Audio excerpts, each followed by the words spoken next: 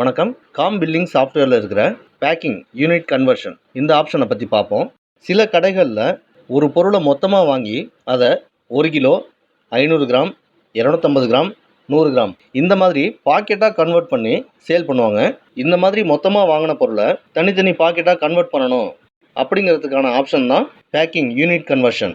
இந்த செக்மெண்ட்டை ஓப்பன் பண்ணுறதுக்கு மெனு பாரில் இருக்க மாஸ்டர், இதில் பேக்கிங் யூனிட் கன்வர்ஷன் இந்த ஆப்ஷனை கிளிக் பண்ணுங்கள். இந்த செக்மெண்ட்டில் ஒரு பொருளை வெவ்வேறு அளவுகளில் பிரிக்கிறதுக்கு ஃபஸ்ட்டு ஐட்டம்ஸை க்ரியேட் பண்ணணும்.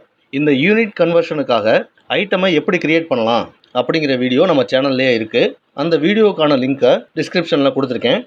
இந்த மாதிரி நீங்கள் ஐட்டம் க்ரியேஷன் பண்ணதுக்கப்புறமா இந்த கேட்டகரி இந்த இடத்துல நாம் கன்வெர்ட் பண்ண போகிற ஐட்டம் என்ன கேட்டகரியில் வருது அப்படிங்கிறத செலக்ட் பண்ணிக்கோங்க. இங்கே இருக்கிற லோடு அப்படிங்கிற பட்டனையும் கிளிக் பண்ணலாம். அப்படி இல்லைனா இதுக்கான ஷார்ட்கட் கீபோர்டில் F5 பட்டன் அதை ப்ரெஸ் பண்ணுங்கள். இப்போது ப்ராடக்ட்ஸ் எல்லாமே லோட் ஆயிரும். இந்த பாசிப்பருப்பு அப்படிங்கிற ஐட்டம்ஸில் இந்த 3மே பார்த்தீங்கன்னா நாம் மொத்தமாக வாங்கியிருக்கிற பொருள். இதில் இருந்து தான் 100 கிராம், 250 கிராம் இந்த மாதிரி பிரிக்க போகிறோம்.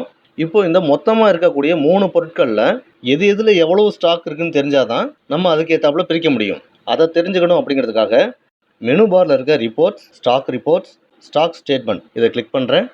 ரெஃப்ரெஷ் கொடுத்துக்கலாம். இதில் 150 ரூபா எம்ஆர்பியில் 25 கிலோவும், 160 ரூபா எம்ஆர்பியில் 15 கிலோவும் இருக்குது. இப்போ பேக்கிங் செக்மெண்ட் போவோம்.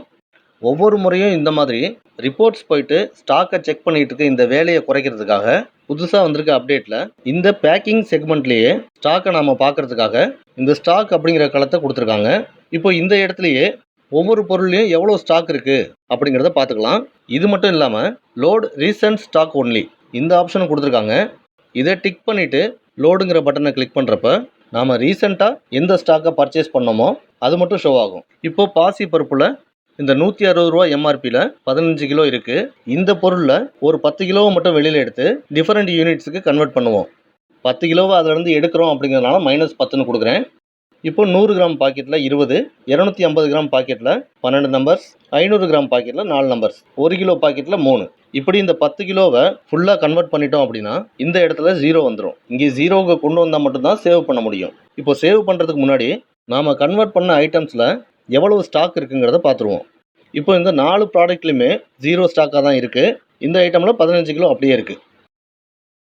இப்போ நான் இந்த டீட்டெயில்ஸை சேவ் பண்ணுறேன். ஓகே கொடுத்துட்டு ஸ்டாக் ஸ்டேட்மெண்ட் போவோம்.